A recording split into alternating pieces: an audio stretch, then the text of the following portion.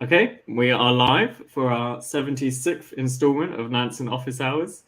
Today we're going to be going through NFT Alpha and some Airdrops Alpha as well. And we've got two members of the Nansen Alpha team here today. So GM, thank you for joining us. Drop your GMs in the chat. I'm Alex, the Nansen Intern. And then with me, I've got Sandra Lau and Daniel Koo from Nansen Alpha. So Daniel is actually also the Office Hours ghostwriter who writes brilliant notes for these. So he needs some credit. So yeah, before we start, if you're new to Office Hours, each Wednesday we do a Nansen and Chill session. We go through Nansen's new features, answer any questions. So put questions in the chat and we hopefully give some alpha leaks. So make sure that you sub, turn notifications on, so you don't miss any Nansen Alpha. And if you'd like to try Nansen for free, you can try Nansen Lite with the link below. And I thought before we start, we're just going to give some new features and some announcements that we've put out in the last week. So a lot of people used to ask, do we offer crypto payments for our subscriptions? And yes, we do. So we accept Bitcoin, ETH, USDC, and DAI for all subscriptions. And I'll drop a link actually for that in the chat in a bit. And then also we wanted to mention someone has been acting as our CEO in the Discord and sending out emails asking to run errands. That isn't Alex, so don't reply to that. That isn't real, as you might be surprised. Okay. So yeah, Daniel, do you want to give a intro to Nansen Alpha? As I'm sure a lot of people would be interested in what it actually is about. Yeah, gladly. So maybe I'll share the screen. Yep. So Sandra and I are actually research analysts from Nansen Alpha, and many people are not sure what Nansen Alpha actually is. So actually, we are the highest paying tier of Nansen subscription. And what we are actually is a global committee of crypto mavericks, pioneers, and leaders. So maybe I introduce more about our ethos. So it's actually a curated space for global committee of crypto mavericks, pioneers, leaders. So it's actually an environment where we share investment ideas, we connect people with each other, and also seek many new opportunities in the space. And Nansen Alpha is ultimately a members only club, so it's quite an exclusive club that have a wait list, and we actually screen our members before we decide to let them join as well, because we want our members to also value add to this community. And our value proposition actually lies within three things. So example, if you're a subscriber of Nansen Alpha, you are able to join this curated committee of crypto mavericks. So in our committee, we have diverse people from diverse backgrounds. It can be it crypto native OG, crypto native funds, guilds, founders, for example. And you're able to communicate and make connections with everybody in this community. And secondly, we also provide exclusive insights and reports from Nansen. So the Nansen research arm, we also have a lot of people working for Nansen Alpha. So we produce top quality reports that are data driven, thesis driven, and we actually provide them to this exclusive group of Nansen Alpha members.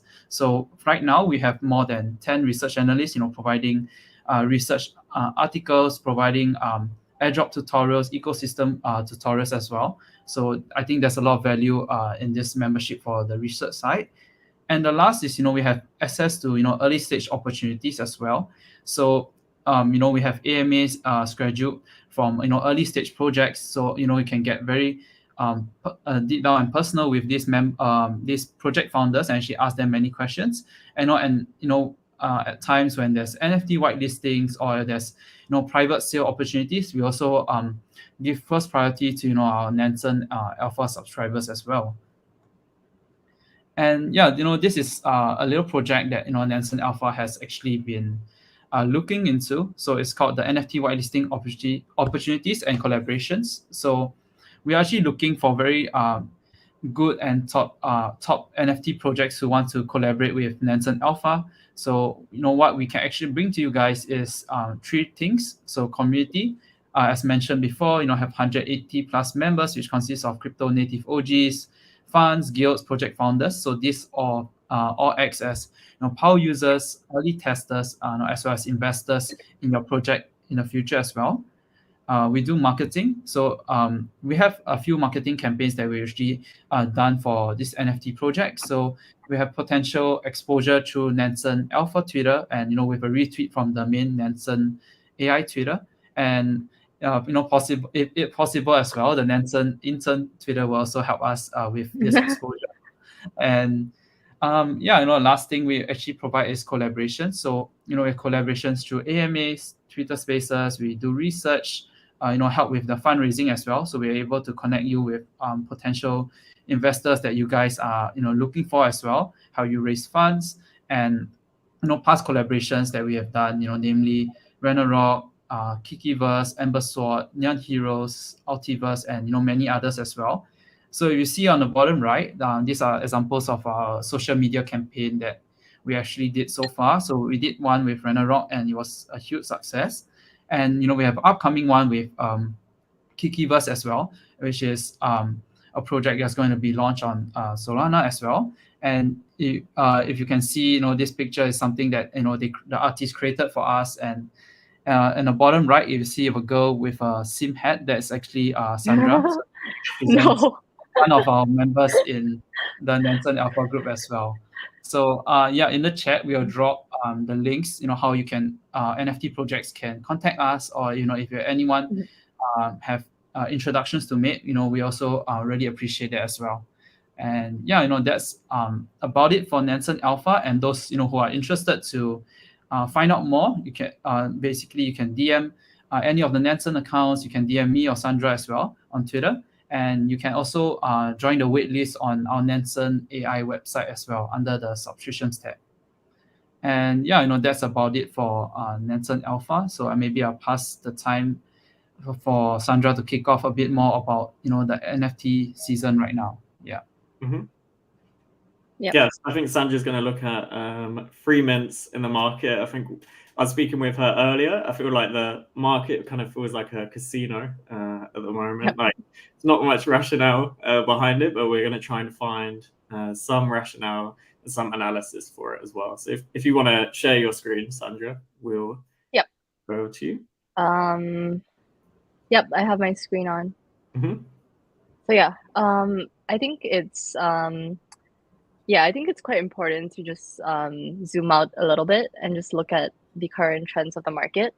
I think we can see that like before we delve into like specific projects, just want to go through sort of like the macro outlook of the NFT market right now.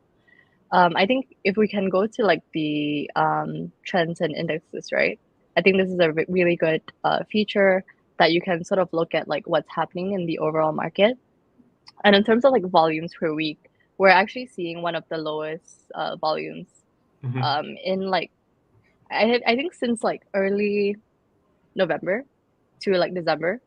So volumes have been ranging at around like similar volumes to like early November to like late December, before like the local peak in January. So I think it could be a few reasons, right? It could be that general liquidity is like drying up in the market. People are putting their funds in like lower cap NFT collections. Blue chip collections have actually not been performing too well. We'll go into that later. But more generally, I think it's a testament to like the new narrative that's going to come up in the NFT space, right? I think because like the NFT market is still so new, it's very hard to like actually see what the main contenders of the markets are. I think when you look at like blue chip collections like BAYC and whatnot, BAYC actually just launched about a year ago. So these are like collections that are in the current blue chip basket, but might not be in the blue chip basket in the next like, I don't know, next quarter or so, right? And I think I was talking to Alex earlier as well. We were talking about the fact that the market is still so new. And like this allows us to like, open up like different opportunities in the NFT space because the market is so new. But at the same time, it's like it's very hard for you to like put your money in something and expect it to, I don't know, like 3 or 4x, right now, at least in the current market conditions. So yeah, we can see that the volumes are actually generally very low. But when you look at like transactions per week, we're actually reaching like one of the third highest transactions per week ever. So it's similar to like transactions per week in February during like the local bull run. And the reason for this might be like because for like free mints at least, people trade on the secondary market a lot. So it's like a very pump and dump type of like scheme, I feel, at least. So even if even though the volumes are relatively low, we can see that transactions are actually picking up.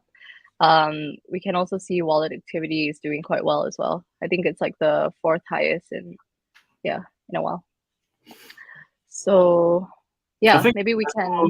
Sorry, I was going to say I saw a thread from like Andrew Wang as well. I think it was important, like saying that the NFT market is not necessarily like dead. It's just like completely shifted from. There was a time as well, I think like a month ago, when like the blue chips were basically the only ones doing well, and now the blue chips are suffering, so the volume is much lower. But we've had like a huge shift. Yeah, that's a good visual of it. Huge shift to like really low cost things and a bit more kind of trashy NFTs. But people are still making money from it. Yeah, sorry, carry on. Yeah, no, exactly. That's a very good point. I think it's just like the behavior of the, general like NFT traders has changed a lot. So when you actually look at the NFT Nansen's blue chip basket, right, you can actually see that the year-to-date volumes has decreased by like 57% in USD value, and in ETH terms, it's like 15%, right? It's down 15%. So we can actually look at the current basket that's on the Bluechip index right now. So you can see that in like 30 days, most of the collections have not been performing too well. Namely, like I think, Azuki has gone down like 45% in 30 days. And same as like Doodles, and we're seeing similar trends with like World of Women. But something that really shocked me about like World of Women is that the floor prices have not been like up in the last 30 days at all. So for example, like I think Azuki, you can see that in 24 hours it has gone up a little bit. But for World of Women, it's like a consistent downturn. And I remember at some point, we can just go into it.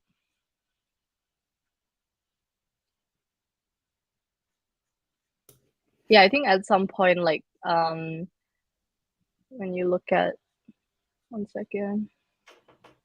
I think World of Women have had quite a tough time for a while now. I think they released like Galaxy sub collection, right? And then it's kind of just been down only, sadly. Yeah, I think that's another good point. It's like if collections do airdrops, right? I remember I think World of Galaxy was like you had to pay like 0.8 ETH, I think, to mint it. So even if you were a holder of World of Women, you had to pay an extra fee. Wow. So that was like, I think, something that most people were not too fond of, because it's something like, okay, if you're a holder of a collection, you would expect an airdrop to come to you naturally and not have to pay extra for it, right? So I think World of Women did something quite different, in a sense where right after the Galaxy drop, you can actually see that the prices have fallen off quite a bit. So I think I'm not too sure which date it was. I think it was like late April, and you can see the consistent downturn, and then there was like a sudden spike here, but I think overall it has been down only since. I think it might have been earlier than late April. Like time is impossible to measure in this space, but I think it was earlier, so it might even like correlate with that chart, kind of like the pump and then big crash. I could be completely wrong about that, but I think the big issue with the Galaxy sub collection as well, it's like got a huge supply, right? It's like 20,000 or maybe even more than that, which I think has been an error from NFT collections. Like these huge sub collections never seem to do very well. Yeah, that's a very good point. Yeah, and if we actually look at the overall basket, I think the question really is like, are these gonna be are these gonna be the blue chips of the next like NFT bull run, right? So I think that's a very good question, and it'll be interesting to see like how the floor prices will hold up, because I know, for example, Azuki, Doodles, and Clone X, the floor prices have been like ranging at these values, like from like 10 to like 15 ETH. It's been battling at like, yeah, like sub 10 ETH. But it'll be interesting to see if any of these collections actually perform significantly better than the others. Yeah, I think it's a good point to make as well, and I think it relates to crypto at the same time. Like, I think people can feel kind of like they need to rush into these huge dips, which we're kind of seeing now, because they feel like, okay, it's going to recover, and everything will do well, and I'll make a load of money. But it's not always the case that even like some of these collections will definitely recover. I think it's even more true for NFTs. Like, just because in general in life, something that was cool like one day can suddenly become kind of embarrassing or just not cool. You know?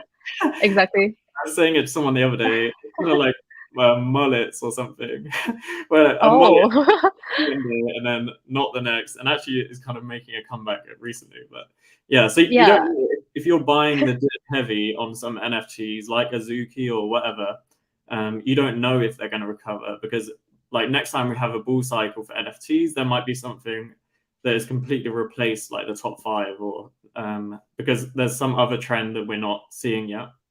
Yep, exactly. I think the thing that's worrying as well is that if everyone bets on something, it's most likely that it'll be like a reversal trend, right? Like you probably won't be seeing some of the things that you're betting on if everyone is betting on the same thing. So right now, like I think most people are betting on like some of the top blue chip collections, Azuki being one of them, and Doodles, Clone X, and whatnot. And yeah, I think it's just something to be wary about. Like you just have to be cautious of like what you're aping into. Yeah, definitely. I guess even CryptoPunks, like I think not too long ago we saw the flippening of Bored Ape and CryptoPunks, but now I think Bored Ape, with all its other drops as well, has been far out now outpacing CryptoPunks as well. And like you see, I think it's number 10 right now over here. And yeah, I guess if I asked you a year ago, you probably won't think CryptoPunks will be not even the top 3. So yeah, that would be quite surprising as well. I think Yeah. with CryptoPunks, it's like an interesting situation, because my view on CryptoPunks is like I was in the camp of like they will do well eventually, like long term, because the historic value.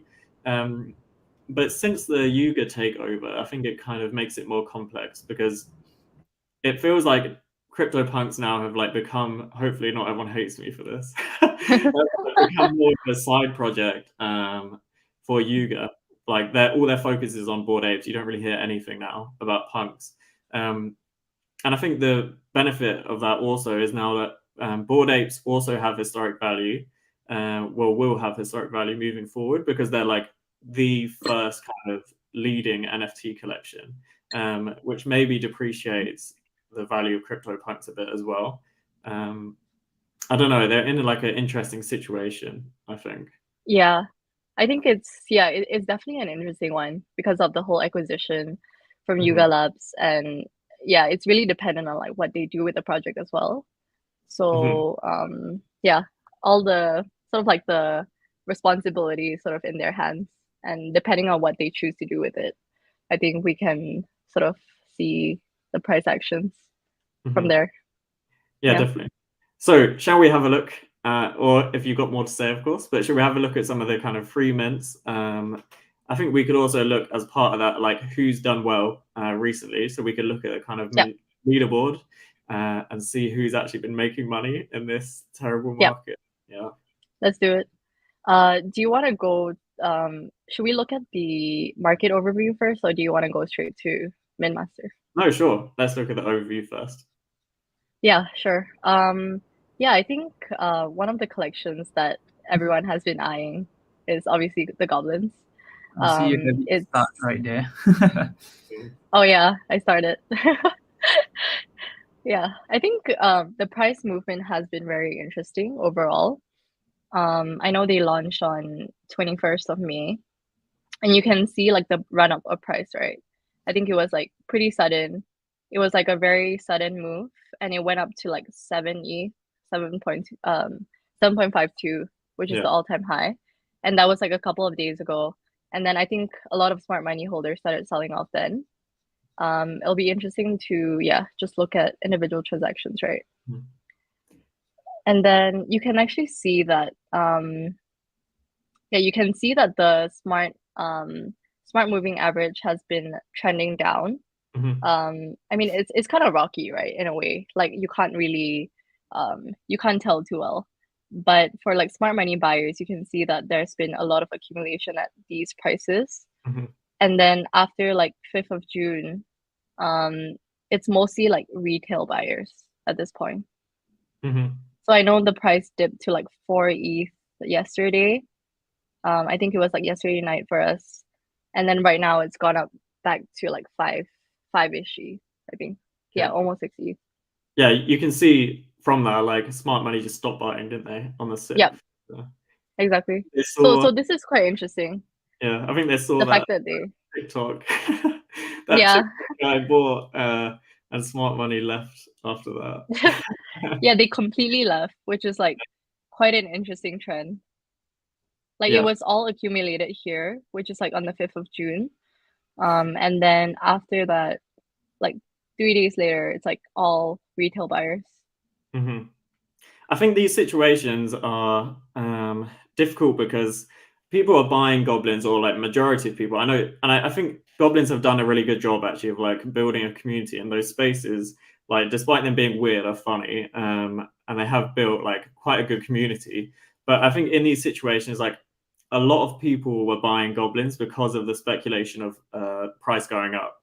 So then when the price suddenly isn't going up anymore, it's kind of like the thread I did recently. There's nothing to fall back on.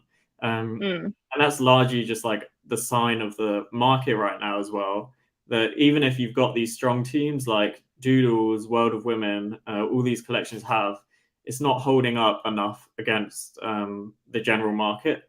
So speculation of higher prices is still pushing collections up, but when that speculation is gone and it goes like really suddenly, it becomes like quite a cascade situation, but it's holding actually surprisingly well. I'm actually surprised by how the price has been holding up, because like I would assume that, you know, after the sell-off from like 7 to 5 ETH, you would expect it to go down quite a bit, right? If the community is not rallying for the project. But I think in this term, like I feel like the community is still very strong in a sense where, you know, even when there's like a slight bump in the price will like tends to go up, right? Especially in the last few days. You can see that it's gone down from like 5 and then it's gone up again. And then right now it's like staggering at like 6 ETH. So this, I think 6 ETH would be like the sort of like the defense price, right? Like it'll be interesting to see like what happens after this. I think actually I was speaking with someone on the Nansen team the other day, and I think they made a really interesting point that it's very likely the Goblintown and like the team behind it, although we don't know who they are at the moment, probably had this like ready to go, just waiting for the market to kind of die. They either thought it was going to, or they just knew inevitably it would. And then they came out with it because it's such a good, you know, sign of the theme of the market at the moment. And maybe that's why it's not dying so hard, is because it still kind of maintains like meme value as like owning a Goblin NFT, because we are in Goblintown and they plan for that. So I think Dan, go ahead. Maybe we should pull up the chart next to the Bitcoin chart and see whether it correlates with the market. That's a good idea. Yeah, I think Alex and I were talking about it earlier as well. It's sort of like it'll be interesting to find out like the team behind Goblintown. There's been a lot of speculations that it's like affiliated with Yuga Labs, which I have no comments. I feel like they might actually like reveal themselves if the price starts like going down, because it's a good reason to go back up, especially if they have a strong team anyway. That makes sense. That'll make a good catalyst as well. And I think along with this project, I think which was very interesting, I think there was a lot other like derivatives that were going on as well. And yeah, I think that also pushed a lot of the narrative, and maybe that helped defend the so-called blue chip of the Goblin community. Yeah. Yeah, I think if we look at the yeah, what I did was I just filtered and put Goblin. Hope that works. But basically there were a ton of not blue chips, a ton of derivative collections, right, from Goblin.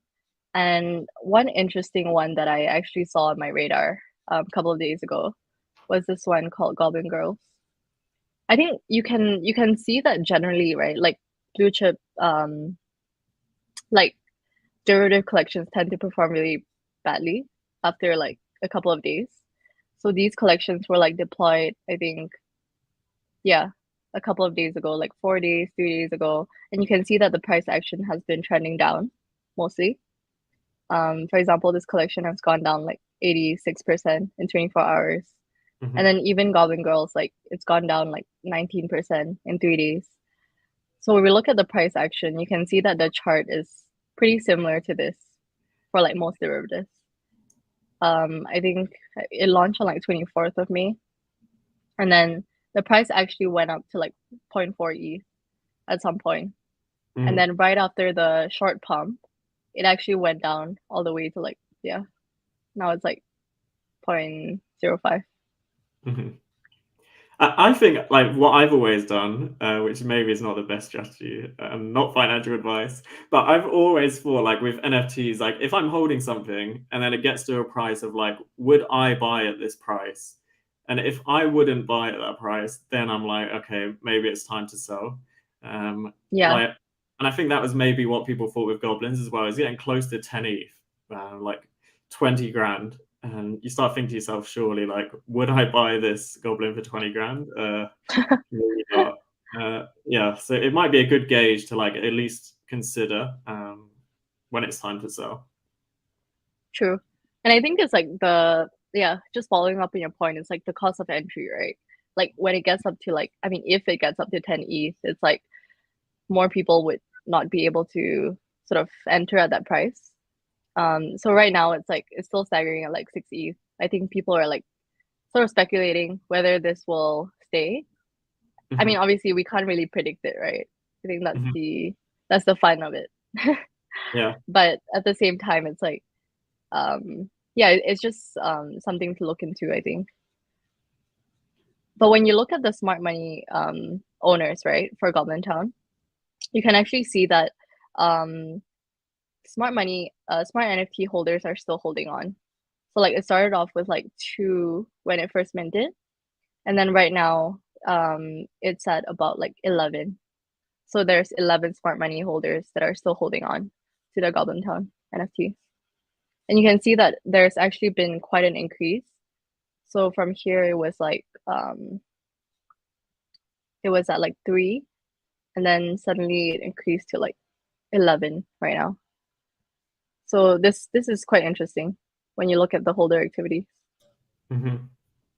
I think one point as well is like, I think as you kind of touched on then, if goblins start entering like 10 ETH range, then you enter like a completely different target market.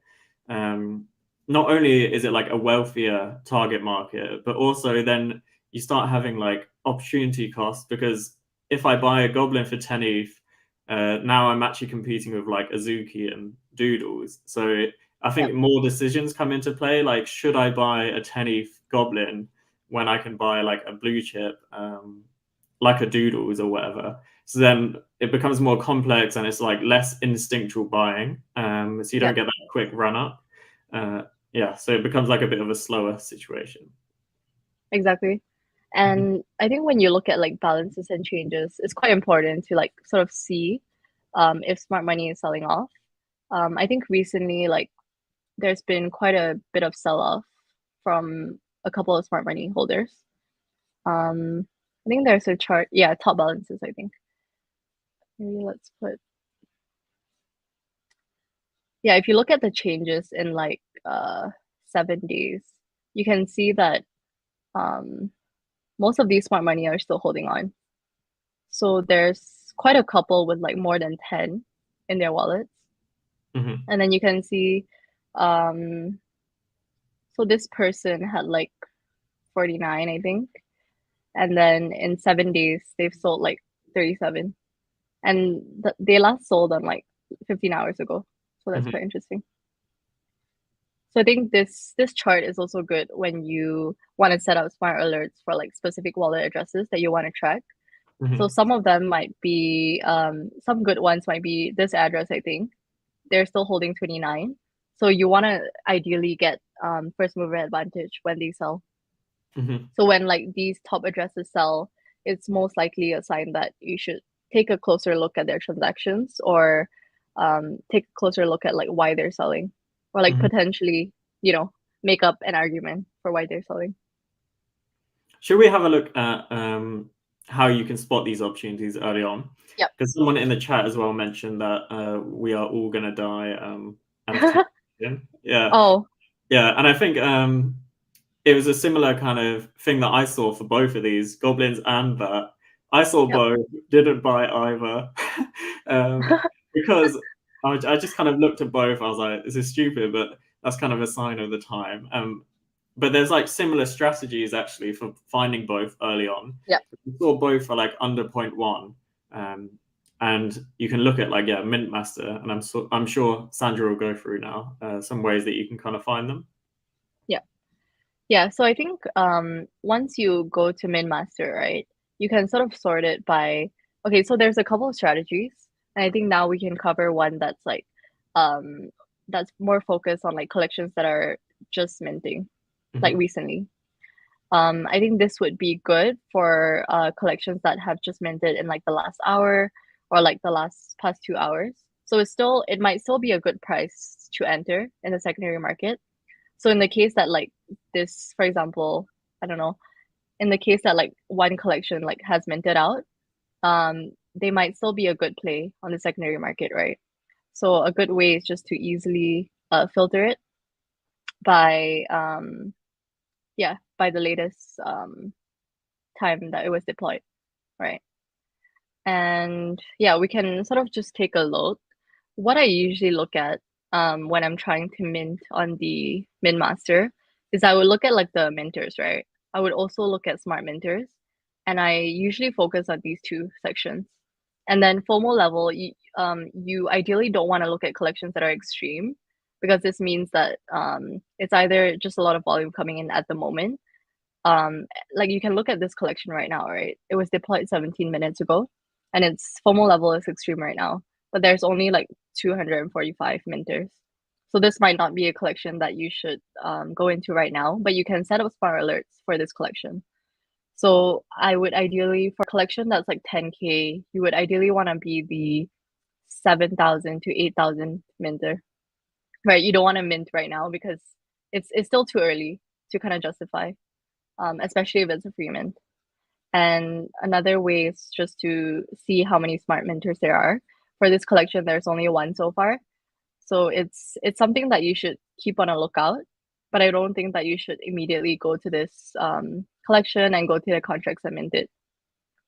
For example, I think for this collection, it could be something to look at.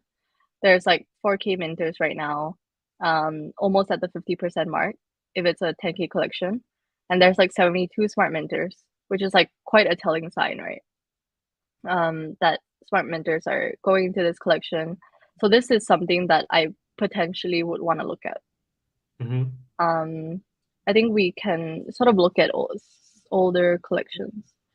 I think for this tool, it's very good to spot like early opportunities, but also you have to be quite cautious as well, because I know that I was actually looking at this one, not Luna, earlier. There's around like almost 9K already, so I think it's almost, the mint is about to end. There's quite a few smart minters as well. I actually set up like smart alerts on like some of these wallets, which we can go to in a bit. And they were actually minting this at the sort of like the 60% mark. I think when it was like, at the 60% mark, people were minting. Mhm. And so, yeah, this might be a good collection to look at, because the mint might almost like I think it's over soon if it's 10K collection, but it was deployed like 10 hours ago, so it was quite a while ago. So yeah, we can probably go into like the minting leaderboard, right? I think this feature is really good to set up smart alerts because these wallets have actually profited quite a significant amount just by minting low cap NFTs. What you can do is that you can actually filter it by smart money. So you only focus on like wallets that are labeled as smart money and has spent maybe not a lot, but has profited quite a bit, right? So usually when I look at minting leaderboard, I would look at wallets that has spent like very low amounts, but has made like quite a significant amount of profit. This might be a cool wallet to look into, for example. So you click on it. So like before I set up any smart alerts for these wallets, I would sort of look at like their portfolio, right? I think it's important to look at what they're currently holding, and also like whether they've been making consistent buys and sells, and also looking at the realized gains, because some of their realized gains might only be for like from like certain collections, right? For example, this wallet actually profited off quite a bit from the other deed for other side land sale. This was like one of their main, one of their biggest. I mean, their biggest realized gains, right? And then you also ideally want to look at what other collections they've been minting and making a significant amount of profit. And then usually I would also go a little deeper before I set up smart alerts. I want to know whether they've been making consistent transactions for their wallets. So I would look at all transactions for NFT owners. And then here you can see actually like what they've been minting and what they've been selling. So this is not really a telling sign, because if you sell it for that much, yeah. Yeah, so these are like some of the little signs that you should take note of, right? So they've been selling at point 0.01, and I would sort of just, look a bit more. I think it's important as well, like if you're doing this, you need to find someone who's like very active in the time period that you're looking at. Because like you said, in the same way that they might have actually made all their money on like bigger collections, they might be very inactive in the last couple of weeks, but the market moves so quickly between trends that if someone is making a lot in a month ago, that doesn't mean they're going to be making money now, because it's a different scenario. So for this wallet, like I would most likely not set up smart alerts for them, right? Because if I'm looking at the realized gains, I'm seeing that the biggest one is from the land sale, and I think that's like one of the biggest things holding up their portfolio. And I think from like recent collections, you've been seeing a couple of like mints. They've minted quite a bit of collections. But in terms of like their selling activity, it doesn't look too good, right? Like if you can see that most of their sales are like very low values. So this might not be a wallet that I would personally set up smart alerts for. And then we can just go a little dive a little deeper into other wallets. I think this is the fun part about Nansen, right? Yeah. Sanjay, can we look at as well, the 24-hour, that's what the one just above 24-hour. This one? Yeah, like because these two as well is where I saw Goblintown initially. It was on the smart minters side from memory anyway, and maybe not so much on the left, which is why I kind of looked into it. But I feel like this is a really helpful tool. Both exactly. I feel like this would be good to just look at like an overview of the projects that have performed well in terms of like minting activity. For example, we actually looked at Not Luna, right? Like recently, like it's right here. So you can see that I think the mint is still going on. It should still be going on. There's like 79 smart minters, one of the highest in a while, I feel. And it's showing up as like the first here, right? So I think 12% of like everything else. So this actually might be a good collection to look into.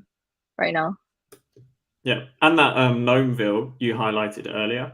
This one? Yeah, it had like medium FOMO or something. I think it's important, like, as well, to realize that you need to look at all these various things, and then, like you see with Gnomeville popping up again, because you've Yep. seen on the other dashboards or other elements of Nansen, and then it like all comes together, and then you see smart money buying it, you see smart money minting it, high volume, high transactions, and then you're like, okay, maybe this is one to buy. Like, it's not just singular elements. Like, you don't just see smart money buying, smart money minting, and then be like, Yep. okay, let's go do it. Like, there's loads of things Exactly. that come together as one.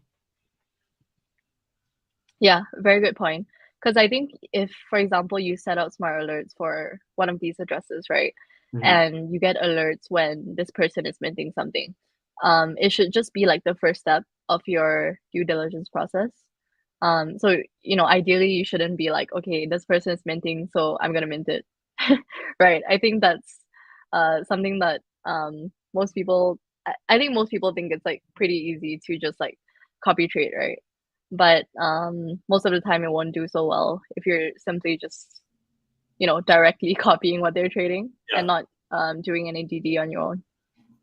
And smart money often has like huge portfolios, so them like aping in at 100 0.01 mins, like, they don't care realistically about if they Yep. go close to zero, because it's such a small amount of money to them.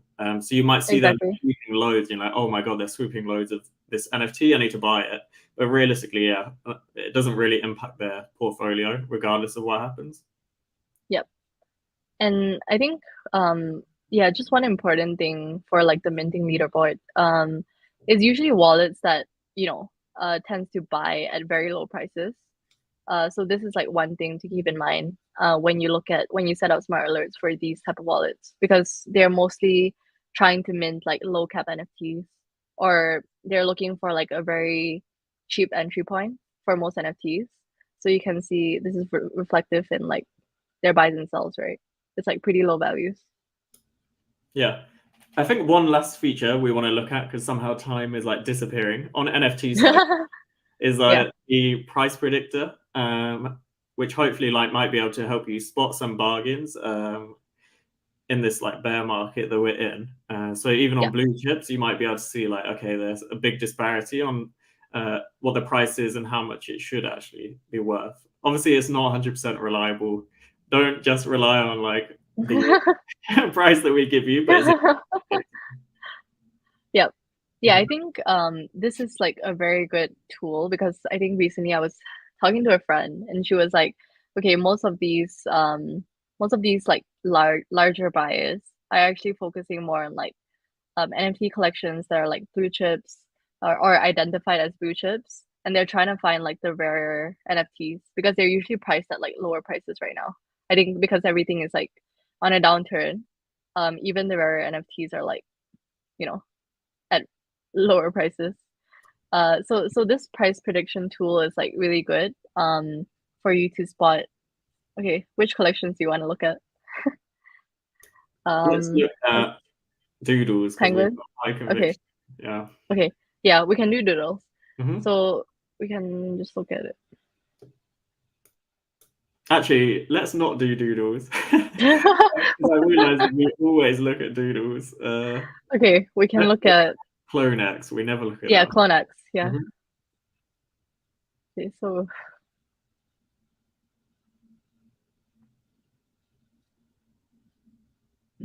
yeah, when you look at CloneX, right, you can see that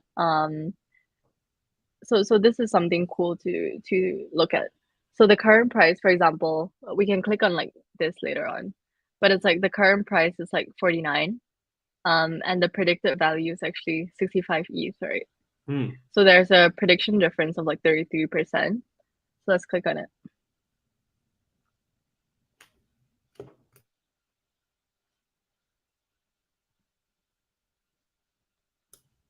Yeah, so this part is like this part is like one of the main features of the price prediction tools, is when you look at like what is the main impactful trades for this PFP, right? And something that catches my eye is I don't know, the whole picture catches my eye actually. Yeah. It's like It's nice, yeah. right? It's a cool photo, and I'm not too sure what MK1 is, but do you guys know what it is? Is it like it's not skin, is it? But it's like the base skin of that one, if you know what I mean. What is Oh, that? like the base skin? Yeah, something like that. That's what I'd guess. Okay. I would say that the base skin would be robot. The robot, yeah. Forgive us, we Yeah. don't know much about Clonex. Yeah, that is yeah, ignore me. I don't know what that is Yeah. though. Okay, maybe we can go to OpenSea and check. Because I'm quite curious. Base one. DNA. MK1 is the type. In the middle, Oh, yeah. this one. The type. No, no. The type. MK1 was on the left, wasn't it? Oh wait. Yeah. I thought I pressed it. No, You you went Did I click the wrong one? Yeah. Oh no. Where is it? Go back on the OpenSea. Yeah. Yeah, scroll down. Okay. Yep, this. Do I click on this? No, scroll down. Yeah. There, type On the MK1. left. Yep. On Yep. the left. Exactly. On the Wait, left. what? No, Oh, this Yeah. one. that one. Okay. Oh, it's the background. It looks like, Oh, it's the Is it- background, yeah. It's the is it background, the yeah. background or is it like Yeah. the thing on their forehead? Oh yeah, could be. Oh. No, actually. Yeah, it could be either one. But I think it should be the background. I don't know, it's hard to I tell. Maybe the background goes with the forehead, if you know what Yeah. I think it's one set. I mean. Mhm. Yeah. It's the purple so- thing on the head, Journey said. Oh, really? Oh, This okay. one? Journey knows Cool, it. cool. Yeah, Yeah, knows Journey. it. Wow. Okay, that is cool.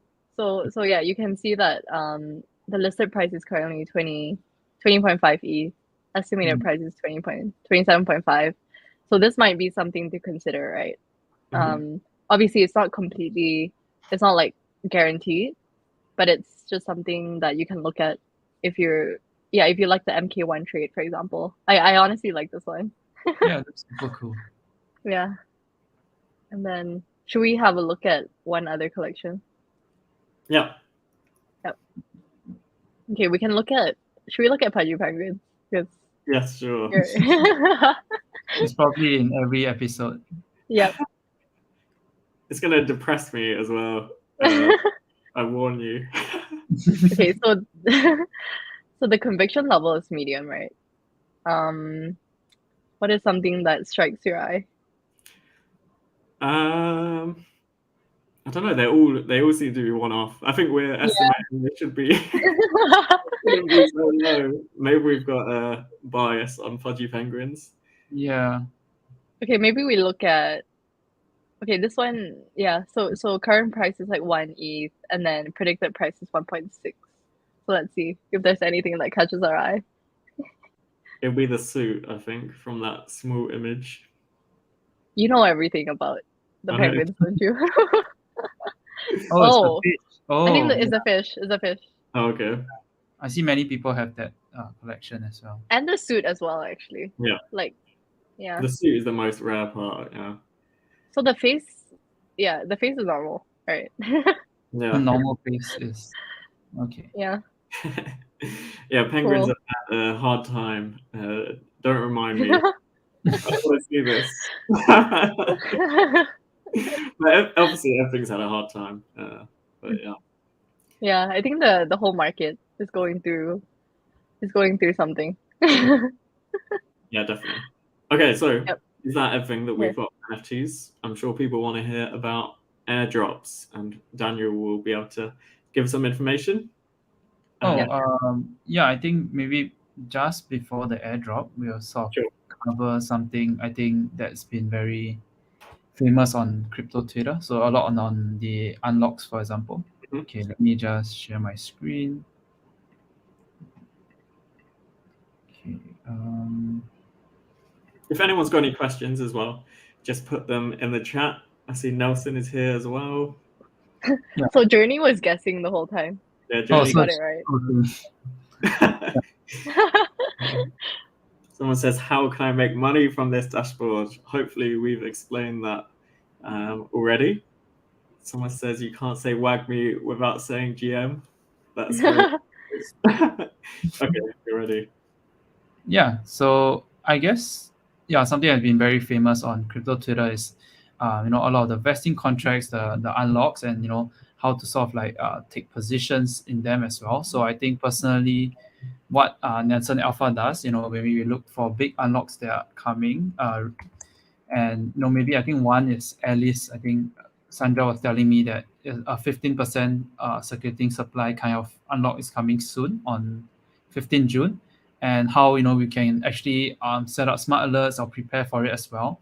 So non-financial advice, but typically during large unlocks, people are looking, especially in this market, people might take profit. That might be actually a good sort of like a shorting opportunity, or if you're actually holding it, it might be good to cut losses or sell off before any of these unlocks as well.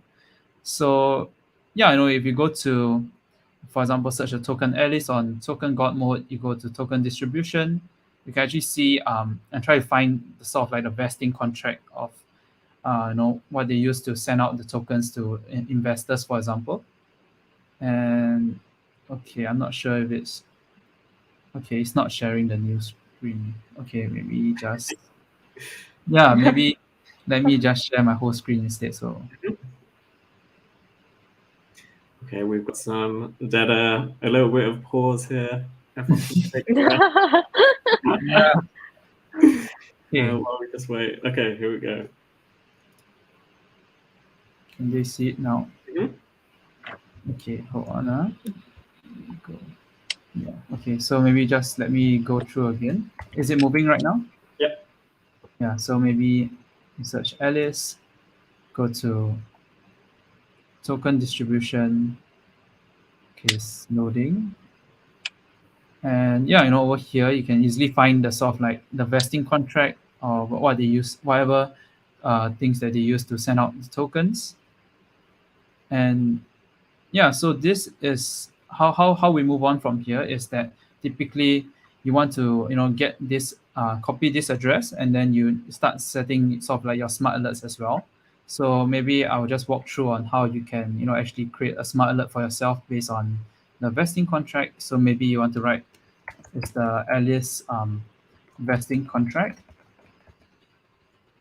and then or unlock any unlocks, for example, Alice unlocks, and then you can actually just put simple token transfers and on transactions, and then you just enter the soft address that you want to track. So this actually tracks the current token smart contract address that actually is distributing the tokens. So you can put minimum USD value, but you could just put it as 0 as well. So you can know that every transaction that you're going to do to send out to investors, you'll get alerted as well. And from here, you would tokens typically, based on this is they only have the Alice token right there, so I don't think you have to add any tokens here. So let me just confirm it. Yeah, they only have Alice tokens, so you don't have to filter any tokens, and then you can get your alerts on Telegram, Discord, Slack, or Webhook. And if you are looking towards tracking maybe specific entities, it could be or labels, you could actually just put the labels here. So it could be maybe you want to track all the funds, and then you would maybe select a token. So maybe one interesting unlock that's very big on FDV as well can maybe Sandbox, and then you can actually just simply set as well. And if you're interested to track specific entities, you can just scroll down or type in what any of maybe the VCs, any thing that you want to track. I will not point out a specific VC to track because I think it's quite sensitive right now. But you can just put your entities here and then put the tokens that you want to track, so you can actually see. And we typically assume that anything sent to Binance is probably, or any centralized exchange, they're probably gonna sort of like sell it off. So that's something that we set up a lot of these smart alerts for our members as well. So it's quite simple, and I think For those who are interested in this, you can sign up for Nansen. Unfortunately, the free version does not have any of these smart alerts. But yeah, if you sign up for the Nansen plans, I think there's even the lowest plan has 3 smart alerts, and VIP and Alpha has enough smart alerts for everything as well. Mm-hmm. Yeah. If you do want to sign up, we'll have a link in the bio as well. You can just click on that. Or if you want to try out, the free version, we have the light link there as well. Yeah, and do we still have time? Yeah. Oh yeah, we do. Sandra was highlighting a bit of. Let me just go there.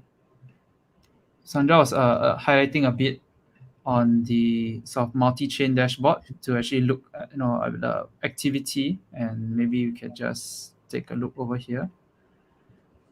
Where is it? Oh my god! Oh yeah, it's here. Yeah, a lot has changed. So you can go to maybe Bridge Builder first. Oh, Bridge Builder. Okay. Yeah. Yeah, I think something that really caught our eye was the Arbitrum bridge, right? I think you can see that there's been quite a bit of inflow in the past 7 days in terms of like volumes and depositors. And also in terms of like smart money depositors, there's been 7 in the last 7 days. So this was like a reference to one of the airdropper reports that we recently published. Daniel, if you want to pull it up, or do you actually have it? Essentially, yeah, I do have it. If you maybe you can.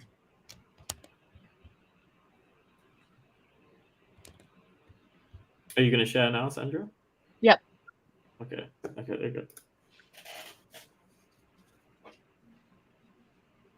Can you see my screen? Yep, we can see. Yeah, I see it. Yep. So Nick and Jake, 2 of the other analysts in the Alpha team, actually came up with like a airdrop analysis. So essentially looking at the airdrop pro labels and then identifying some of the top interacting contracts from these labels. So I think it's something that's pretty cool. You can see, I'm not going to show the whole report, but essentially like Arbitrum is one of the top protocols with like distinct airdrop pro counts. So there's around like 37 based on the analysis that we've conducted. So we've looked at essentially the airdrop pro labels, and then we've also we filtered the airdrops, and then we created like a airdrop recipient list to find like the high signal airdrops. And then so this was like what we've came up with. So we can see here that Arbitrum there's a lot of speculations out there, right? That Arbitrum might release one soon. So obviously we can't confirm that, but it's something that you can sort of explore right now. So you can actually look at, you can go to multi-chain, you go to Arbitrum, and you can actually look at some of the apps that they have, right? Some of the main ones that I've been looking at is like GMX, Treasure DAO. You can also look at some of the other pretty cool projects out there. I think Arbiter as well. There's also speculations that they might come up with an airdrop, so that this might be something that you want to look into. And then obviously Hop Protocol is releasing their airdrop collection soon. And yeah, I think this is like obviously just speculations based on like the airdrop pro tags and then what other contracts they've interacted with. So it's not like something that you should just take in with like a grain of salt, but something that you can explore. And I think the Arbitrum ecosystem in itself, there's been quite a few developments, and especially because of like the whole optimism token, people are speculating that the next token for L2s at least might be Arbitrum. So a good way is just to play around with the dApps, get familiar with like the chain and the opportunities there. Yeah, I think I saw on your list as well as that ZK Sync or ZK Sync, I think American. Oh, yeah. Yeah, I think they confirmed that they will have a token, right, in the future. Yep. So that is really a tempting one to do. Something I need to do. Just been too lazy. But yeah, that one's definitely on my list. And as well as one to do. But like Sandra said, none of them are definite, but some of them are definitely worth, especially just doing like small bits for. Yeah, Nelson says delete this now. Yeah, I think that's everything. Unless anyone's got questions, unless we want to say something else. Nelson was like, "Time is up." Time is up. We can't speak anymore. Time is up. So yeah, I will do a outro and then we're done. So yeah, hopefully you enjoyed today's episode. We got the Nansen Alpha team on. Hopefully going to do more of those in the future. I think next week as well. Next week we'll do an even more special episode because we're going to be doing a kind of walkthrough of a feature release that we've got upcoming that I'm sure you will hear about or might have heard about today because Alex kind of leaked it. But yeah, if you liked this video, give the video a like, share it with everyone. Remember to subscribe, turn the notifications on, sign up to Nansen Lite for free if you want to try it out. Not a lot, but some of the features that we went through today will be on that.